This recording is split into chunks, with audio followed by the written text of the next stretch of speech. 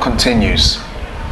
It continues in Ghana, Senegal, Sierra Leone, Nigeria, Jamaica, Trinidad, wherever there's African people, Brazil, even Cuba. People talk about Cuba having this wonderful society, and there's some many benefits, but the Africans, they suffer from racism. Wherever African people exist, Maafa continues.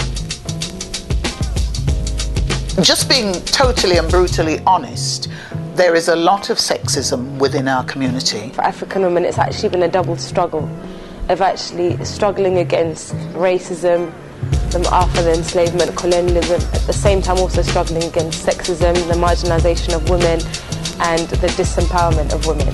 Sometimes I get this feeling, it's like African men feel so disempowered by the system of white supremacy that they want to be kings somewhere, and by oppressing their women at home, it's almost like they feel the women can be slaves to the enslaved. In terms of men contributing, to the struggle against gender discrimination, it's about men contributing their own quota to, struggle against oppression. So I'm saying that is the duty of men. So what I noticed generally is that when women are doing meetings on gender issues to talk about gender challenges, men are not there. Since our contamination with other belief systems, many of us seem to think that drinking of blood, the taking of blood is acceptable practice. The eating of the flesh of this, the eating of the flesh of that is acceptable. Now these practices are not. Today, 8 people have brought animals to be sacrificed, each with a different request. What every African religion demands is bloodlessness, love, peace, and truth. Now, the blood thing came at some point on our backward evolution, and I guess that made us vulnerable to what we're going through today. And what I have found, there are also some shamans, there are also some healers, diviners, people who we trust with our spiritual well-being, with our physical and spiritual health, who actually abuse their gifts. Part of the bad comes from where spirituality has been used for some people to move forward and trample on others on the way, where you hear, oh, there was blood money involved in this, or ritual murder, all that we should just leave behind.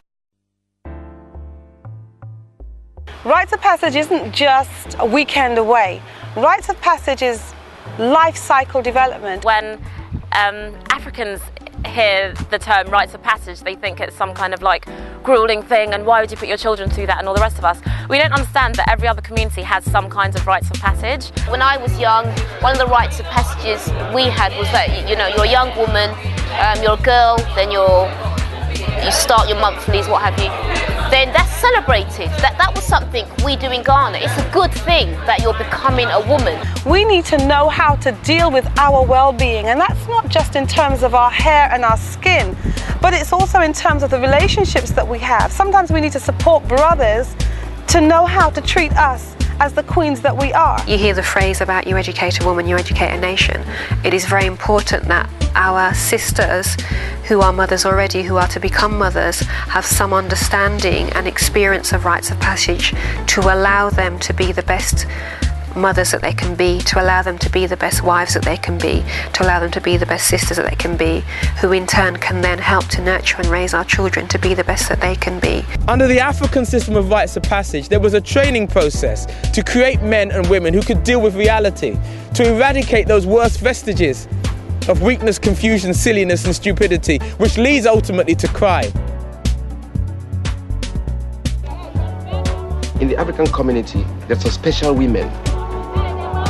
They call them Yalaji. It means women who have special powers to see.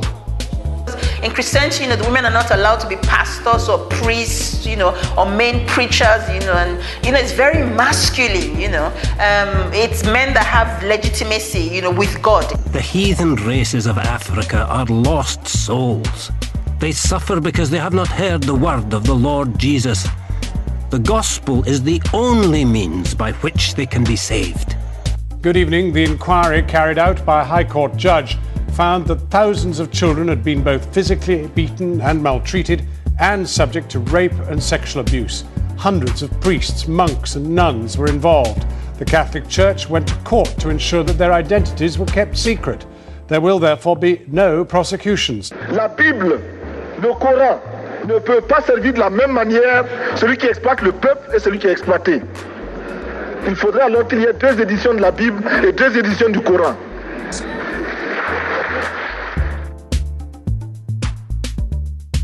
I don't believe that so-called leaders have any connection with the people, viscerally, intellectually, or otherwise. In fact, I think they're frightened of us. You've got a lot of famous sisters like Nani, Nzinga, there's Kandaka in Ethiopia. There's loads of sisters who have been at the forefront of the struggle. The African leadership we have today is simply a product of our colonial experience. These people are entrepreneurs, judges, ambassadors. A tier of Jamaican society who have stepped into the world of wealth and privilege once occupied by its colonial rulers. I think in terms of political leadership, one thing is organisation is very important. The other is to be clear about who the enemy is or are. And the third is the need for alliances. Algunos imperialistas se preguntan ¿por qué ayudamos a los angoleños? Leaders in Africa tend to be for life. And basically, I think this is the greatest weakness of African leadership. Otherwise, we've had some tremendous leaders.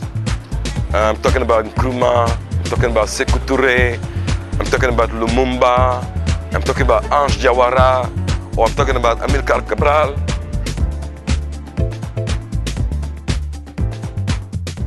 Without mobilization, unification, and organization, there's no effective revolutionary action conceivable or possible.